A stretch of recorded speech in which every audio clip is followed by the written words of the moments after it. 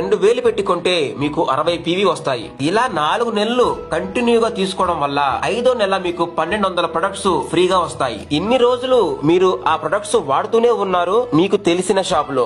ఆ షాప్ అతను ఏమైనా మీకు ₹1 ఇచ్చాడా? ఎవ్వరు.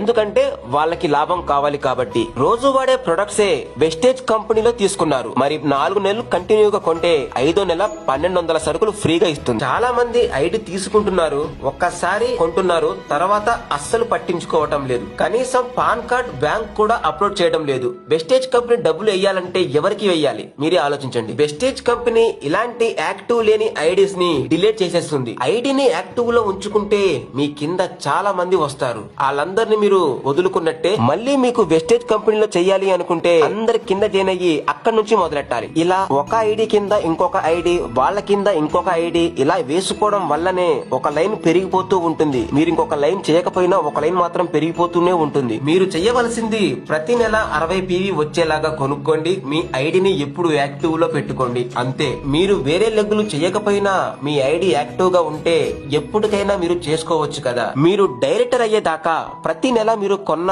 పీవీ కలిసిపోతూ ఉంటాయి. ఎప్పుడైతే 5500 పీవీ వస్తాయో అప్పుడు మీరు బ్రౌన్స్ డైరెక్టర్ అయిపోతారు. మీ కింద వాళ్ళు జాయిన్ అయ్యి వాళ్ళు కొన్న ఆ పీవీ కూడా మీకు ప్రతి నెల యాడ్ అవుతూనే ఉంటాయి. బ్రౌన్స్ డైరెక్టర్ అయిన తర్వాత మీ గ్రూప్ లో 5000 పీవీ వచ్చాయి. 5000 పీవీలో 6% మీకు ఇస్తుంది. 5000 పీవీలో 6% తీస్తే 300 పీవీ వస్తుంది. 300 పీవీకి మీకు ₹7074 వస్తాయి. టీమ్ బిల్డింగ్ బోనస్ 5000 పీవీలో 6% మళ్ళీ కంపెనీ మీకు ఇస్తుంది. 300 పీవీకి టీమ్ బిల్డింగ్ బోనస్ ₹4914 వస్తాయి. మీరు చెయ్యవలసిందల్లా 60 పీవీ ప్రతి నెల కొనుక్కుంటూ మీరు యాక్టివ్ లో ఉంచుకోండి.